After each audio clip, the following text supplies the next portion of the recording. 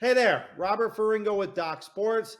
Here, as always, with my main man, Raphael Esparza, bringing you your Friday college football betting bonanza. Before we get going, Raphael, happy birthday, my friend. Thank you, thank you. I'm 49 today. One more year before I hit the half a century, but 49 insides 89.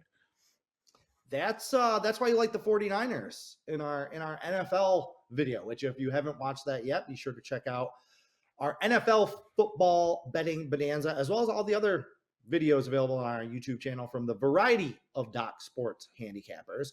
Also, make sure to click on the links above and below. Take advantage of that free $60 that we are giving you to be used towards any handicapper in any sport for any package. But let's be real. You're here to watch football betting bonanza. You want football picks. And Raphael, first game we're getting going with in college this weekend, Kansas State TCU. TCU coming back with that wild comeback win. Of course, they didn't cover for me. Got caught with that hook on that 3.5 last week. They've been playing a lot of high scoring, a lot of emotional games. Do you think they have anything left in the tank here with K-State coming to town? I think they do. I mean, I saw a lot of people and some big money come in on K State earlier in the week. It's kind of flattened out now. I think 10 TC money's coming in. Last time we saw K State 10-9 snooze fest against Iowa State. So I'm hoping that we could see some a better game than we saw in that one. But this game's actually my free play. We'll get to that towards the end of the show. But I think TC they're exciting. They're fun because you don't know what's going to happen. Can they stop anybody? Can they outscore everybody? So it's a fun team to watch. I think the Horned Frogs have a lot of momentum coming in this one. I mean, granted, that's a big win against Oklahoma State. Granted, they needed overtime to do it. But all they've been doing is winning games. So I'll take that. I mean, they didn't cover last week, like you said. They pushed the week before. But before that, I think they were covered 4 straight after that, before all that. So I like TCU and the Horned Frogs in this spot. Kansas State, always a dangerous underdog, though. And how much stock do you put into the Yes. fact that TCU had a very emotionally draining game last week while Kansas State was on a bye? So they're coming in fresh. How much do you think that factors into this one? It factors on a little bit more on why I'm choosing this as my free play. We'll talk about that a little bit Okay, well, then you know what? before Save that. it. We'll get to that at the end. Instead, and besides, get that Big 12 nonsense out of the way. We know when everyone thinks college football, they think ACC football, right? And the Oh, best yeah. team of the country, the team that should be number one right now, the Syracuse Orange, undefeated Syracuse Orange, heading down to Clemson to take on, those Tigers. They won some national championships and stuff, whatever. But obviously, Syracuse is being disrespected here as a 13.5 point underdog. My Orange probably should be laying somewhere around 27 points in this game. Don't you agree? Oh yeah, but I mean, yeah, your Orange are undefeated, but the bigger number, who cares? They're 5-1 against the spread, so they're just covering machines this year. That excites me. I'm excited for this game. I had Clemson last week as my big prop play. Their total points over. They've been averaging throwing 30 plus their last 3 games. They put up a 50 mark against Wake Forest, 48 against La Tech. Their offense has been rolling because they're able to run the ball and the quarterback's not making bad mistakes like he's did in the last couple of years. So I like Clemson's offense in this one. Syracuse is going to need to play some defense if they want to keep this game close or pull off the upset, which they can because they held the Wolfpack, even though the Wolfpack were playing with a backup quarterback. They held them to 9 points. Their last 3 games, their D's only given up 29 points. So their D is going to have to be playing some AAA plus a game if they want to upset the Tigers. Syracuse has played Clemson really tough in the past. Really good Clemson teams. Syracuse has taken to the wire. Because of that, do you feel like does 13.5 points feel like too many in this game? Or do you think that this is the game where, and I joke about Syracuse. I frankly do not think that they should be in the top 25. I don't think that they're one of the 20 best teams in college football, but the rankings are usually ridiculous. Raphael, is this where Syracuse gets exposed? Or do you feel like 13.5 points is a little too many? Most books have 14. So if you like the orange, I say grab that 14. I think there's more 14s on the betting board than 13 and a halves. So again, if your book has 13 and a half, get another out because that other out might give you 14. And that could be a big difference from pushing or losing. But yeah, if I would say, yeah, take the 14 with Syracuse. School was like a 17-14. Their last meeting, wasn't it last year around this time frame? So if they play like that, their defense can play like that, then yeah, it's going to be a much closer game. I don't think Clemson covers this game. I think the Cuse keeps it close. I think if Clemson wins, it's 10 points or less. But again, take the best number you can get. If your book has 13.5, try to find that 14, because right now I'm looking, my screens, there's more 14s than 13.5s. That tells me that the public is siding with Clemson, as I think they should. Actually, I'm on the other side of you with this one. I think Syracuse, again, they've been playing really good football. Love Tucker, love what their quarterback's doing. Their offense is real creative. They're doing some really good things. However, they haven't played anybody. They haven't beaten anybody. That quarterback that NC State had last week was terrible, and they wouldn't let him throw. That game was at home in a very fired up dome. That game, I can tell you, knew a lot of people. My father was at the game. A lot of people at that game. That game had a playoff Super Bowl kind of atmosphere about it. That's how starved and desperate upstate New York has been for Syracuse to be relevant in college football, is that they were pretty fired up for that NC State game. Now, I think they're in a little bit of a letdown spot. I think Clemson has more depth, more talent. Let's put it this way. I don't think the number in this game is going to matter. Now, you're right. Always shop around. Always find that best number. That is handicapping 101. However, this week, I don't think the number is going to matter at all. I think it's either going to be a 3-point game, very, very close field goal game either way, or I think Clemson is going to absolutely boat race them. And I could see this one being somewhere like 38-10 or something like that. And I'm tending to lean towards that side in this game. I released a play on Clemson. I like Clemson big in this game. So there you go. So there you go, Syracuse alum. His name is Robert Ferringo. It's his school. He thinks you guys are going to get waxed. His email address is Robert. That's 2002, baby. All right. I know you always get jazzed up for the Pac-12. You never feel like they get enough credit. And here we have another big Pac-12 game, UCLA and Oregon. UCLA, when last we saw, was scoring a very impressive big win over Utah. They have back-to-back really good wins over Utah and Washington. Two teams that were hot at the time, that were getting a lot of buzz at the time. UCLA, they're coming off a bye. They've had 2 weeks to prep for this game. On the other side is Oregon. We know what they do in Autzen. We know what they do in their home stadium, right? They light people up that come into their home stadium. And the Ducks, ever since we saw them get boat raced by Georgia in the opener, they've been playing some really good football. They've won 5 straight. They're 4-1 against the spread. Two really good teams. Raphael, what are you looking at here? The over. I was shocked. I mean, when I was doing my numbers, I actually put the total in the 90s just because we could see a type of game like that. I mean, since Oregon only scored 3 points against the defending champs, they've been averaging 47 points a game. They put up 49 against Arizona, 45 against the Trees. So they've just been averaging touchdowns after, and you're playing in their backyard. The last 3 meetings between these two teams, all 3 of them have gone over the total. And UCLA, with that quarterback, he's good. I mean, he's going to throw it and he's going to run it. So Oregon usually has trouble with mobile quarterbacks as well. So I think we're just going to see a lot of points in this one. I'm going to be cheering for UCLA because one of these days I would like to see a Pac-12 team in the Final Four. I mean, I would, for us West Coast people, I would like to see it happen. So maybe UCLA is our chance now. But for me, it's just all about the total here. Even though I've been struggling on totals, but I think this one goes way, way, way over. Yeah, Chip Kelly coach team doesn't need an excuse to score. So I actually agree with you. I think that this one will see a lot of points on the board. That scoreboard operator is going to be busy all game in this one. All right, Texas, Oklahoma State. Explain this number to me, Raphael. Oklahoma State, I know that they took their first loss of the season last week against TCU. Really deflating loss last week.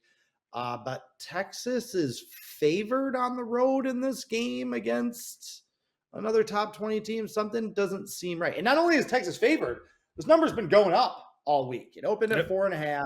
It's 6.5 now. The underdog is covered 5 straight in this series, and Oklahoma State's 5-2 against the spread in their last 7 against Texas. Is this just Texas going back to being super overrated again? Like, what am I missing here? Break it down for me there former Osmond. I am completely blown away on this number. Again, this is one of those numbers where something smells very, very weird and something different. Because let's face it, Texas was a really heavy bet team last week, and they didn't cover. They won 24-21 against the Cyclones. So I wasn't sold on them. They've only covered, I think they split their last 4 games. I like the plus 6 points now. I thought this was going to be bet the other way. I thought by kickoff, maybe be Oklahoma State plus 3. Now you're trying to tell me it's 6? I mean, I don't understand this at all. I'm just going to sit back and watch it and have no action, and Oklahoma State will win by 21. I'm going to be kicking myself all Saturday night at my birthday dinner thinking, why didn't I play the Cowboys? That was free money. So you heard it here first. I'm going to have no action on it, and Oklahoma State wins by 21, and all you guys people cash, and I get Goose egg. Yeah, I 100% agree with you. We talked about in our other NFL video, the trap line of the week was that Jaguars-Giants game, right? It's just a line that makes no sense. And in those situations, you either stay away or you bet with the books. You take the side that doesn't seem to make much sense. I 100% will be staying away from this game. I kind of agree with you. Like in my mind, I'm like, Oklahoma State's going to win this game. I don't think they're going to cover. I think they're going to win.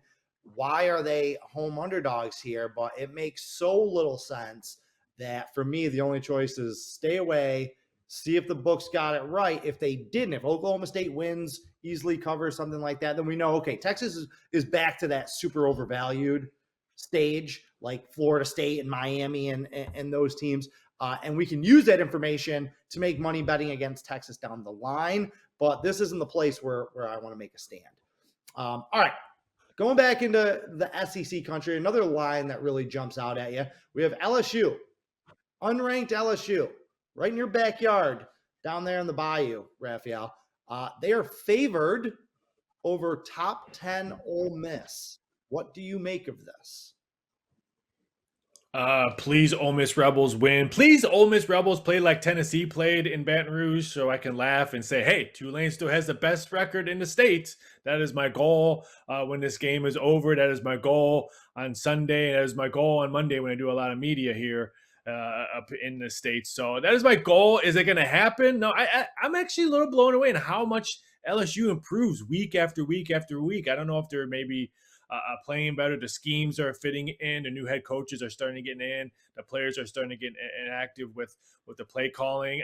I like the way this team, what they did last week against Florida was very impressive. I mean, you know that going to the swamp, even though the Gators are not the Gators we've seen in the past, but going to the swamp and winning by double digits, it's a pretty hard task to go there. I just wish LSU was playing at nighttime. Because me and you both know playing in Baton Rouge at nighttime is totally different. So the sun's still going to be out. That's the only thing that scares me. Look at Tennessee. They blew out LSU because it was in the daytime. Would that have been a blowout if it was nighttime Baton Rouge? I don't know, but the atmosphere is so much different in Baton Rouge when the lights are out. So I'm going to stay away in this one. It wouldn't shock me if either team wins this one, but for me, my heart is telling me, go Ole Miss. Tulane is the best team in the state. I love how you want Ole Miss to win so you can just troll the people, your neighbors, basically. What kind of neighbor are you? All right. So Ole Miss, are they one of the 10 best teams in the country in your mind? No. No, they're not. They absolutely are not one of the 10 best teams in the country. It's kind of been a running joke on this show. If anyone has been watching week in and week out, like every team, and the SEC has 12 of the top 7 teams in the country. And I know that doesn't make mathematical sense because it doesn't make sense at all. Like everyone in the SEC is taking turns being ranked like 7, 8, or 9. Okay, like they can't all be one of the 10 best teams in the country. We've seen Mississippi State up there. We've seen Kentucky up there. We've seen Florida up there. Like you have teams that aren't even ranked right now that at one point were ranked in the top 10 just because they're SEC teams. That's exactly what I see with Ole Miss. Show me the big win. Show me what Ole Miss has done other than not. They beat Vanderbilt. Oh, that's right. That's right. The big Vanderbilt one. Forgot about that. So, LSU, I don't trust them any more than you do. They got bum rushed by Tennessee, as you mentioned. They lost to Florida State, mediocre Florida State team. They lost to pretty much at home, but they did beat Florida on the road. They beat Mississippi State, which is a team that you know that I like. So we kind of don't know what LSU team is gonna show up. But for me, there's only one way to play Ole Miss the rest of the season, and that's bet against them every week, because I think that they're the most overrated team in the country, and there's only one way to play this game, and I think it's pretty clear. All right, not as clear is the Minnesota Penn State game. All right, these are two teams kind of wobbly in the Big Ten. Everybody wants both of these teams to be better than they are, I feel like.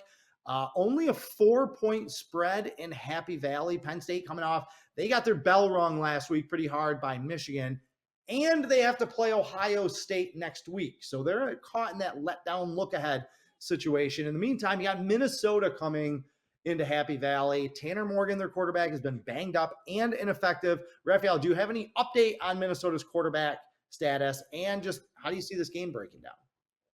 Yeah, he's still questionable for that game with that, was it a head injury? But Potts, their running back, is probable now for the game, so that could probably help some depth in the backfield. So that would. I like Penn State, even though both teams are coming off double digits loss last week. So someone's gonna erase that early. You just said it. Penn State has Ohio State knocking on their door next week. I don't think they're going to be overlooking just on how poorly they played in the second half against Michigan.